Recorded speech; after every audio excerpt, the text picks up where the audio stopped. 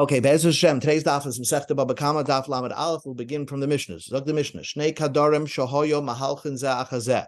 There were two pot makers that were going one after another. Okay, two pot makers were following each other. V'niskal harishon, and the first one slipped and tripped and fell on the floor with all his pots, and it fell. Benafal. Then v'niskal hasheni barishain, and then the second one tripped over the first one, right? So now the first one that trips, the Mishnah would seem to say that the first one that tripped is really somebody who's very negligent. Most people, when they walk on the street, should not be tripping. So therefore, harishon chayev b'niskei sheni, the first one that tripped is obligated to pay for all the damages of the second one. So if the second one tripped over the first one and broke all his pots, the first one has to pay, even though he tripped, because tripping is considered to be something negligent that you did. So that's the easy way to learn the Mishnah. Amar Rabbi Yochanan said, Loi Teima, you don't have to say Masnisa Rameirhi. You don't have to say our Mishnah goes according to Rab Meir. The Amar who said Niskal Poisheyahu, when someone trips, he's negligent, because a person should walk and make sure that he doesn't trip. V'chayev, and therefore, when he trips, he did something wrong, and therefore the first guy that tripped is obligated to pay for the damages of the second guy. Ella, but rather Afil Rabbanan, even the Rabbanan who disagree with Rameir, and they hold that when somebody trips, it's not really his fault. It's not really his fault. I mean, people trip. So the Amri, they said onusu, that when somebody trips, it's not his fault. Upater, generally you would be not obligated to pay. Hacha, over here chayev. In our Mishnah, even the Rabbanan would agree that you chayev, because our Mishnah was talking about shahoyo loy lamed v'loy amad, that the person was supposed to stand up and didn't stand up. So therefore, if he was supposed to stand up and did not stand up, so he's lying there on the floor. So of course, when the second guy tripped over, it was the negligence following the trip of the first guy. That's why the second guy is. That's why the first guy is obligated to pay, because you should get up as soon as you trip in a reasonable amount of time. Rav Nachman bar Yitzchak Kamma, Rav Nachman bar Yitzchak says, "Afilu teima loy hoya loy lamed." Even if you want to say that he didn't have to stand up, right? He didn't have time to stand up. Nevertheless, the first guy is still obligated to pay. Why? He didn't have time to get up. Hoya loy lahaze v'loy hizher. He should have warned the second guy that, hey, I'm lying here on the floor. Be careful. And since he didn't do that, that's why the first guy is held liable. So Rabbi Yochanan Omar, Rabbi Yochanan will say, no, that even if you didn't have time to get up, you're exempt from payment. Why? Why didn't he warn somebody? Since he didn't have enough time to stand up on his own, we can't fault him for not warning the second guy. Trid, because he's figuring out his bearings. He's so involved figuring out if he got injured and how is he going to get up and how he's going to pick up all the pieces here. So therefore, we can't fault him that he didn't warn the second guy. So that's basically the machlekes between Rabbi Yochanan and Rav Nachman bar Yitzchak. In that if a person could, although he himself, the first guy, did not have time to get up, will you hold him liable if he didn't warn the second guy that, hey, I'm on the floor, watch, don't trip over me? Rabbi Yochanan will hold you're not liable. Rabbi Nachman bar Yitzchak will hold you are liable. He should be warning people. Tanan, we learned in the Mishnah. The Mishnah says on tomorrow's daf, let's say two people were walking. The first guy is carrying a big crossbeam, and the second guy is carrying a barrel full of wine. Okay, let's say Baal Koirarishan, the guy that's carrying the crossbeam, is walking first.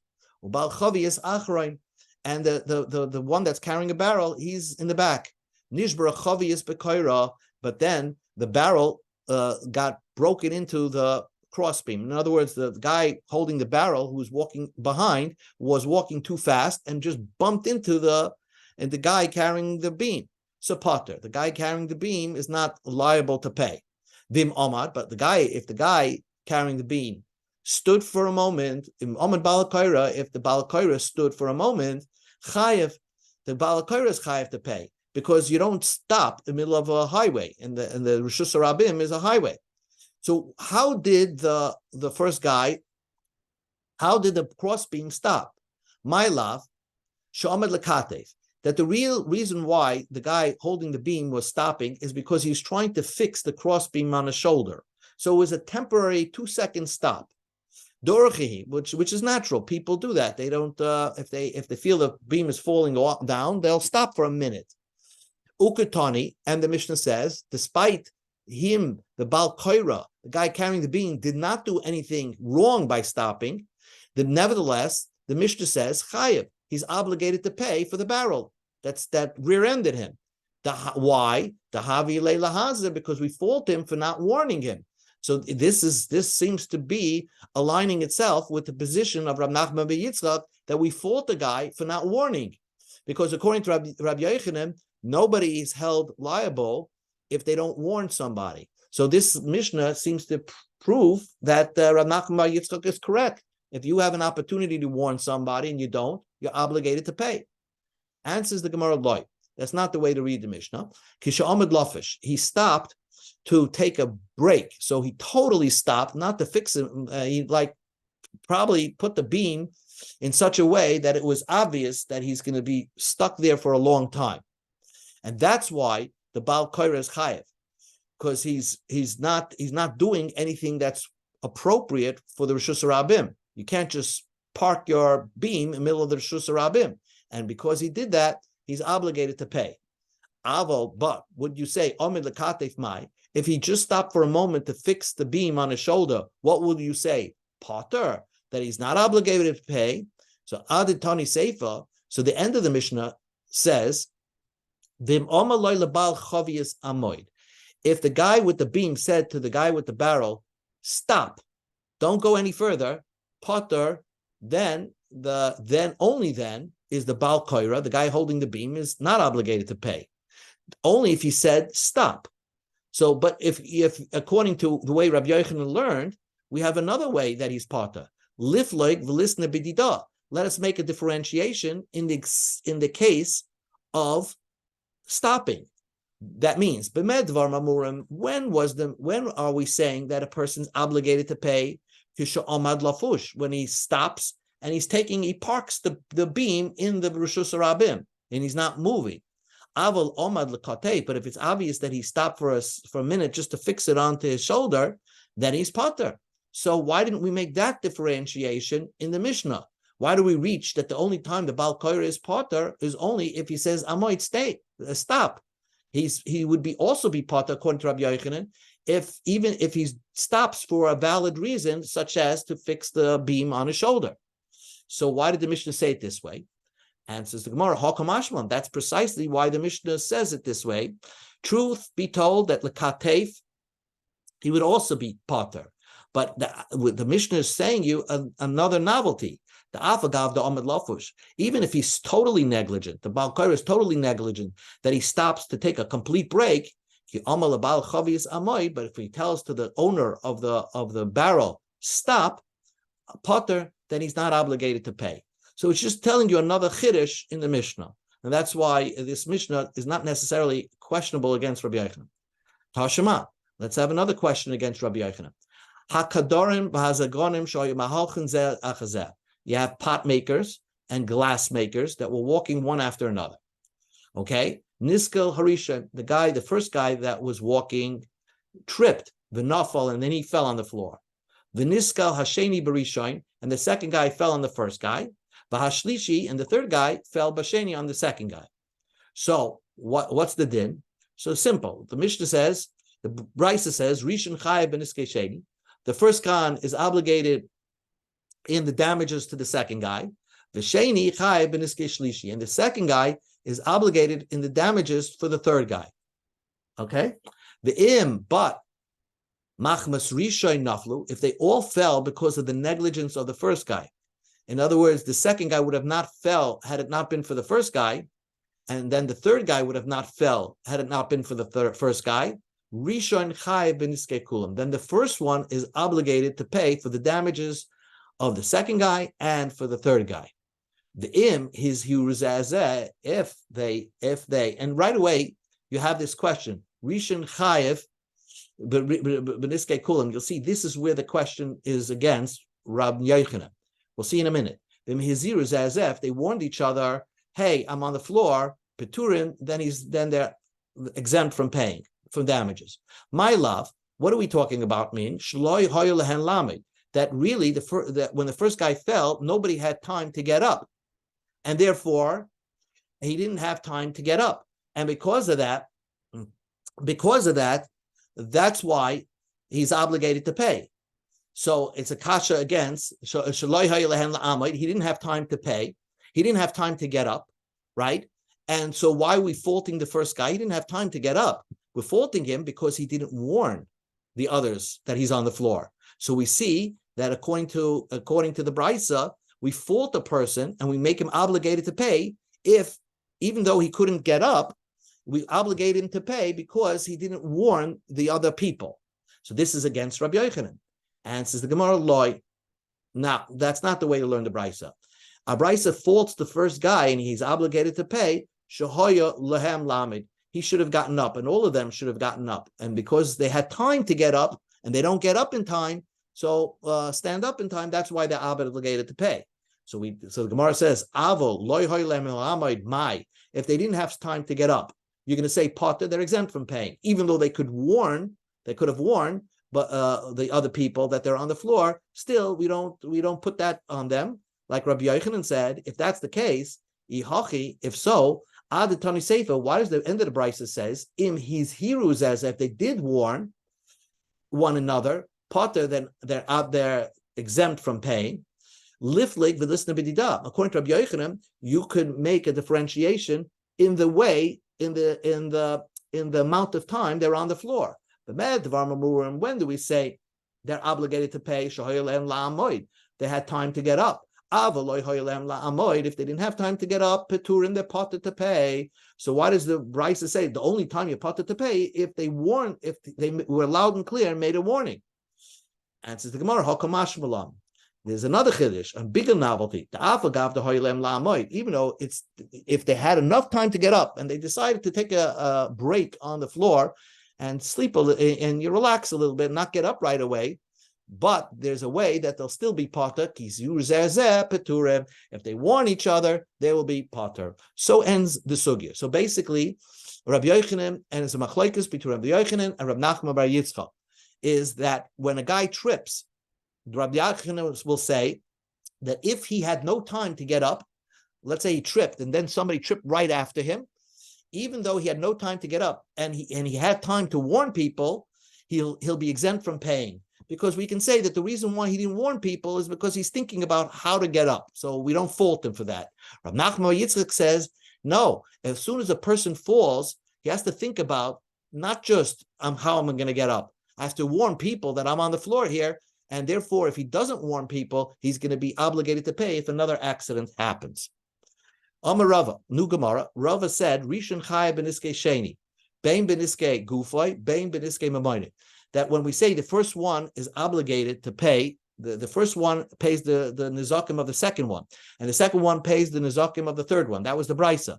So we say the first one is obligated to pay whether his body did the damage because he's an adam amazik, or the first guy's, let's say he was a pot maker and his pots are all over the floor, he'll be obligated to pay if his mammon did the damage, because his mammon is like a bar, albeit he'll be potter from Kalim if his mammon did the damage, his money did the damage as a bar, the bar would be potter on Kalim. But we really hold the first guy liable that fell on the floor, because Rav is going to hold that once somebody trips, it's really his fault. Sheni, but the second guy that tripped over the first guy, Chaya beniske shlishi, he's obligated to pay in the nizakim, the damages of the third guy, beniske gufa, only if his body made the damage. Avaloi niske b'moinai, but not if his money became the damage. Because since we don't fault the second guy for tripping, because the first guy sort of tripped him, so then only his body is an odam mazik, is liable. But if his mammon did the mazik, the mammon is a bar, and really it's a bar that became a bar after ba'onis. You see, a normal bar is you dig a bar in the street on purpose, but here his pots fell into the street because he was forced into falling, and therefore it's not considered a bar, and therefore he's not obligated for his mammon.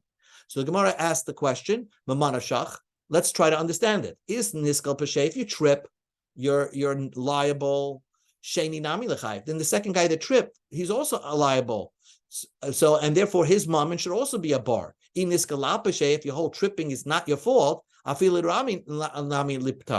even the first guy, his mammon that's on the floor should not be considered a bar because he tripped and it's not his fault that his pots ended up on the floor. So it's not going to be, it shouldn't be considered a bar. We go to Ahmed Beis. Answers the Gemara, Rishon Vade Pesheo. The first guy is for sure his fault that he fell on the floor. Because Niskal, when you trip, it's your fault. Sheni, the second guy tripping over the first guy, Agufoy Mechayev, because he tripped, we're gonna fault him for any damage that his body does. The Haveh loy lamed v'loy omed, because he should have gotten up and he didn't get up. Amamoyne potter, but on his money, he is totally potter. The Amalei, because he will say, why is he totally potter? Hi beira lav ana krise. This bar I didn't dig. In other words, it's not his. When you trip, you have to take care of yourself. And if you have time to get up, you have to get up. And if you don't get up, then any damage done by your body, you have to pay. But your mammon, since you were forced into falling, so the bar that was created through your pots being all over the floor, it's not your fault. So, and if you mafker your pots and say, listen, my pots fell on the floor and they crushed and I'll never be able to salvage them. So if you leave them there, it's not your fault. So you're not held liable for a bar that was made against your will. So Meisvei, the Gemara asks a question against Rava, Kulin chayavim al niske gufen upeturin al meniske mamoinim. There's a brisa that explains that other brisa and says that all are chayev when their body does damage, and they're all rishon, sheni, and shlishi are potter if their money did the damage. Not like Rava. Rava said that the first guy is obligated to pay not only if his body did the damage, but if his mammon did the damage. And this brisa clearly says that only everybody has the same din. Rishon, sheni, shlishi till 100. That only if their body damages somebody, they're obligated to pay, but not if their money. My lava filarishan, wouldn't you mean that the brisa means to include even the first guy? Answers the Gemara, levar marishan. The first guy is separate. He has a separate din than number 2, number 3, number 4. And his separate din is that the kalim that does damage, he's obligated to pay. Says the Gemara, you can't learn pshat in the brisa. V'akulam katani. The brisa says clearly all of them a chayv in niske gufen and potter if they're manim. So it probably includes the trip guy number 1. So Amar Rav Adbar Ahava says kulin hanizokin. It means all the people following the first one that got damaged, they are niske gufan and patur al niske mamoinim. But the first guy is held differently. That's what kulin means. So the Gemara says, no. The Gemara doesn't buy that. Hi, mai. How can you explain that? If you say the word, that means the first guy has the same din as guy number 2 and number 3. That's why it says kula. But if you're saying that the first guy is held liable differently than the guy number 2 and number 3, my kulam. Why does the Brisa use this language, kulan, which is misleading? Listening, the Brisa should say, hanizakim, the ones that got damaged after the first guy dropped, they have that din. Why does it say kulan? That means all of them, means even the first guy that dropped. Answers the Gemara, Ella Amar Rava. Rava says like this. Rava is now backtracking. He says that when you trip, this is what possibly what Rava meant. When you trip, it's not your fault. It's an oinus. Niskal is an oinus. So when you trip, So what did Rava mean? Rishon, the first guy, chayev bein beniske gufi d'sheni, bein beniske mamayni d'sheni. The first guy that tripped, so he's an Adam Hamazik, and therefore he's obligated to pay whether the second guy's body got damaged or the second guy's money got damaged. But his pots are not obligated to pay the first guy, because since he fell ba'onis and he's mafker his bar after he fell ba'onis, so there he's not obligated to pay if his money does damage. But the first guy that tripped, his body, his body is responsible. He's supposed to get up, and if he doesn't get up, so no matter what he damages, the body of the second guy or the money of the second guy, he's obligated to pay. V'sheni chaya b'niske shlishi k'niske gufa. But the second guy is the way Rava, the way we're learning now and explaining Rava, is that the second guy that tripped, he's less of an oinus than the first guy that tripped, and therefore he is considered to be a bar, a human bar, and therefore that's what Rava meant. The second guy is chayev b'niske shlishi only if his body did damage. If his body damages the third guy's body, avaloi b'niske mamayni, not if he damaged the money of the third guy. Why? Because if you're viewing his body not as an Odam Hamazik, but as a Bar Hamazik, because the second guy goes down a step, therefore he's a Bar that's Mazik. A Bar is Potter on Niske Kalim, and therefore the second guy has a less of a responsibility. He's only Chayev if the third guy's body got damaged because of his body, and not if the third guy's money got damaged, because he's a Bar, and Bar is Potter on Niske Kalim. My timer, the Havale bar, because the guy lying on the floor is not a human. He's considered like a bar. We don't find that bar you're obligated to pay if you do damage to Kalim. So the Gemara says, right, how could you make a human a bar? Hanicha, to make a human a bar, l'shmuel, it makes perfectly sense according to Shmuel, the Amar, who said, kol takala barhu. Anything that you put in the street, even if you want to retrieve it, right? Let's say you put your motorcycle in the street, it could be a bar, right? Even though you're going to claim it back, because anything that's a stumbling block in the street and dangerous in the street, that's considered a bar. El Rav, but the Omar. According to Rav says that the only time a bar is if you say, I'm leaving it for hefker. Like you dig a pit on the avenue, so then you're leaving it for hefker. That's the only time. If afgre, if you make it hefker, yes, then it's a bar. Eloi, if you don't make it hefker, loy, it's not a bar. So therefore, according to Rav, a person never makes his body hefker. A person never makes his body hefker. My equal. What are you going to say? How could you view the body of the second guy as a bar? According to Rav, a human being can't be a bar because you never mafki yourself. So the Gemara goes back, and this is the final teretz.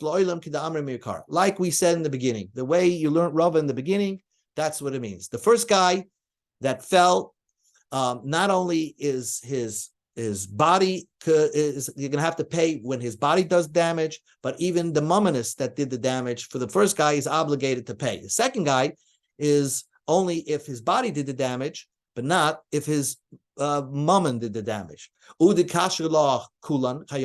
Then how do you learn the brisa that said that they seem to be all be the same thing? It seems to say that the first guy is like the second guy, and only if his body does damage, not if his mummin does damage. So the Gemara says, what it means is that there's a way that even the first guy, if his money did damage, he wouldn't be obligated to pay, because if let's say his pots are on the floor and they're damaging the second guy's pots, well, the first guy's pots, even if you call it a bar, it will still not be obligated to pay if it damages the second guy's pots, because as a bar, it'll be potter and kalim, and that's what it means. All of them, only if they damage human bodies will they be obligated to pay, because a bar is chayev on niskei adam, but not on niskei kalim. Okay, that was explanation of Rava. One more minute.